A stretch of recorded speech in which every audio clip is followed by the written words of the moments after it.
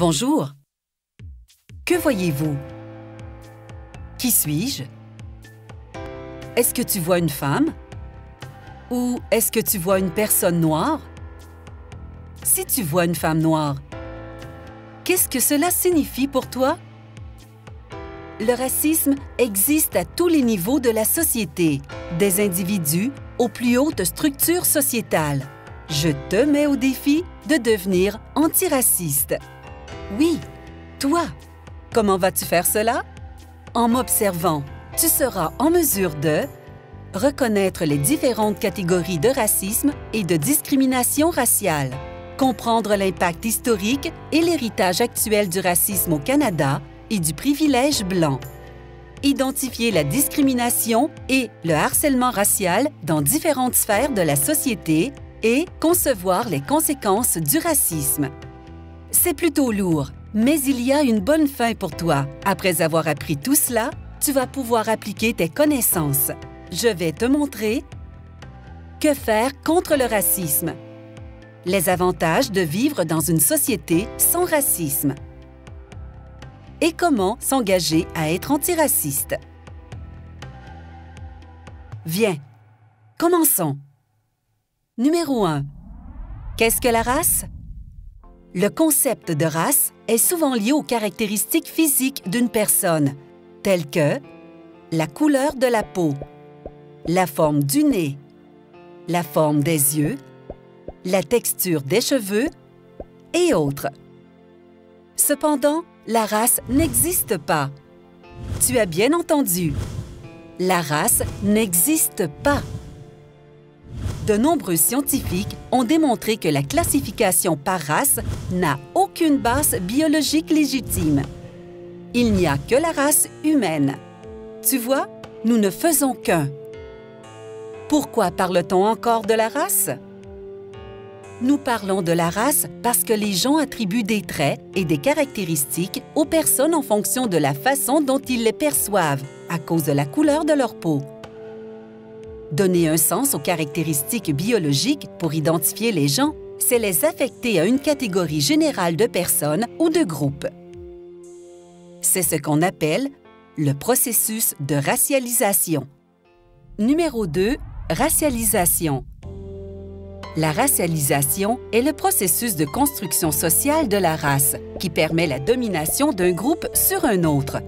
Les sociétés considérant les races comme différentes et inégales sur le plan social, économique et politique. Le processus de racialisation vise donc à différencier, inférioriser et exclure ceux qui sont considérés comme non-blancs. Il convient de noter que le processus de racialisation exclut généralement les personnes blancs.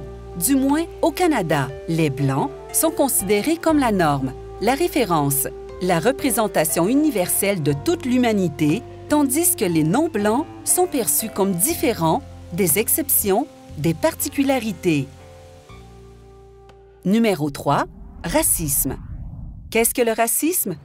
Le racisme est défini comme une forme de préjugé qui comprend des croyances implicites ou explicites, des hypothèses erronées et des idéologies de supériorité envers un groupe racial par rapport à un autre.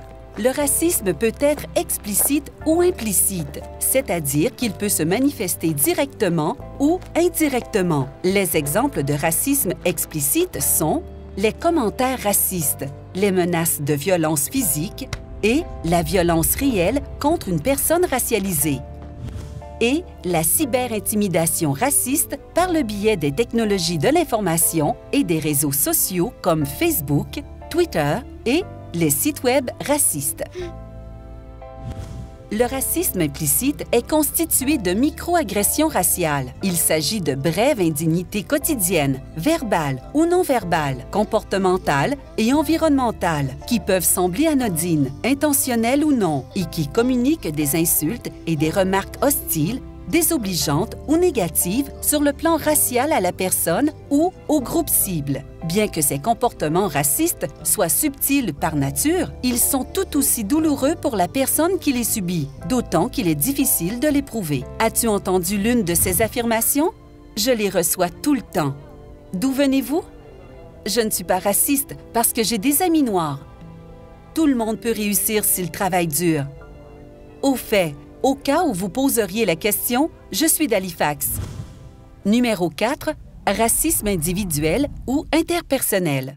Le racisme interpersonnel se produit lorsque nos croyances, hypothèses et comportements racistes, qu'ils soient implicites ou explicites, sont ancrés dans les interactions interpersonnelles, les menaces et le harcèlement, l'exclusion sociale, la stigmatisation et les traitements injustes sont des exemples de racisme interpersonnel. L'un des exemples les plus courants de racisme interpersonnel est le fait que certains élèves blancs excluent les élèves noirs de leur groupe de travail, soit parce qu'ils ne veulent pas travailler avec eux à cause de leur couleur de peau, soit parce qu'ils pensent qu'ils sont moins intelligents. Un autre exemple très courant de racisme interpersonnel est celui des parents blancs qui refusent implicitement ou explicitement que leurs enfants sortent avec des jeunes noirs. Numéro 5. Racisme institutionnel.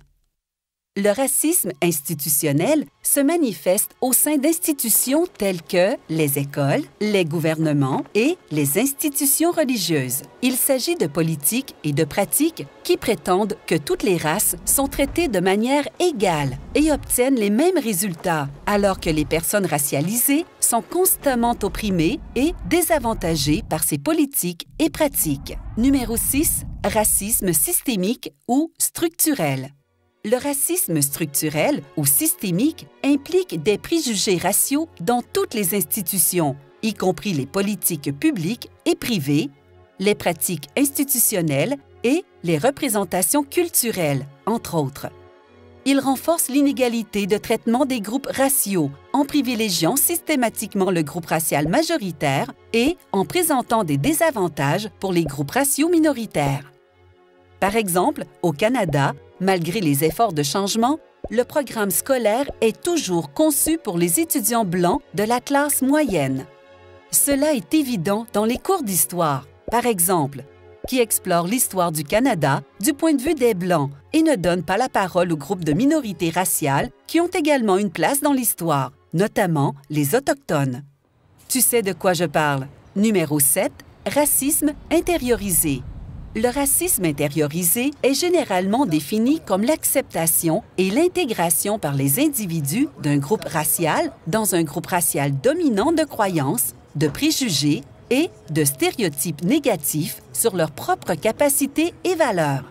Le racisme intériorisé se produit lorsque les personnes victimes de racisme adoptent elles-mêmes des croyances et des comportements qui soutiennent le racisme dont elles sont victimes. Par exemple, elles se disent « Eh, peut-être que je ne suis pas assez bon ». Il s'agit d'une conséquence majeure de la vie dans une société raciste et de l'expérience du racisme. À force d'écouter des commentaires, des idées et des pensées racistes et de vivre des expériences racistes, certaines personnes racisées finissent par adhérer aux vues racistes du groupe dominant. Par exemple, un manager ou un chef d'équipe membre des communautés racisées refuse de confier des tâches gratifiantes à une autre personne racisée parce qu'il a intériorisé plusieurs préjugés sociaux sur les communautés racisées. Numéro 8. Profilage racial. On parle de profilage racial lorsqu'une figure autoritaire attribue une intention criminelle et/ou agit sur la base de suppositions stéréotypées fondées sur la race, la couleur, l'origine ethnique et d'autres marqueurs d'identité d'une personne. Un agent de police qui suppose qu'une personne est encline à un comportement délinquant parce qu'elle est noire ou autochtone est un exemple de profilage racial. Ou un employé de magasin qui dit à un groupe de jeunes noirs qu'ils ne peuvent pas entrer dans le magasin en même temps, mais qu'il laisse entrer un groupe de jeunes blancs. Numéro 9. Préjugé. Un préjugé est une opinion ou une attitude fausse ou injustifiée et souvent négative envers une personne ou un groupe parce qu'ils sont différents.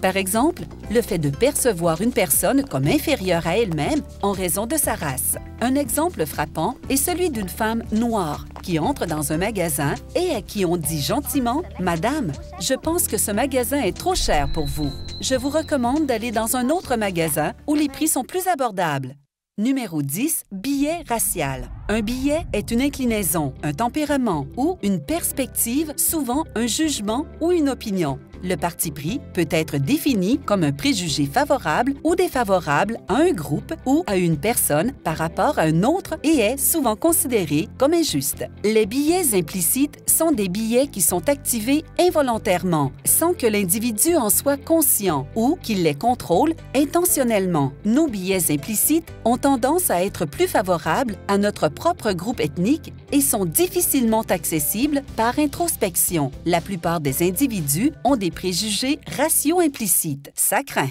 Numéro 11. Privilège blanc et suprématie blanche. La suprématie blanche est la croyance que les humains de race blanche ou de teint plus pâle sont supérieurs aux humains appartenant à d'autres groupes raciaux. Dès le 19e siècle, on trouve plusieurs écrits défendant cette supériorité sur la base d'études à prétention scientifique. Cette idéologie est souvent associée à des groupes ou organisations violents comme ces racistes appelés le Ku Klux Klan et d'autres du même genre. Aujourd'hui, les études ont tendance à parler de privilège blanc. Les personnes blanches bénéficient de plus d'avantages dans la société en raison de la couleur de leur peau. Ces avantages sont invisibles pour ceux qui en bénéficient.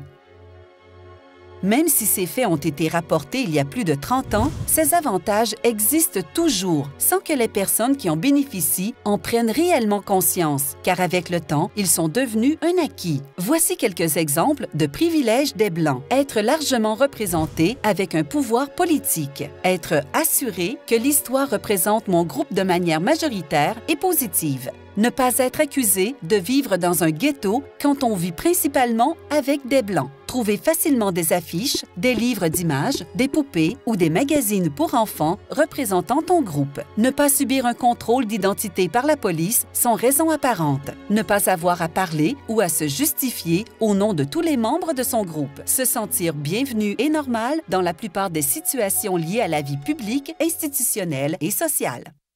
Vous savez maintenant ce qu'est le racisme.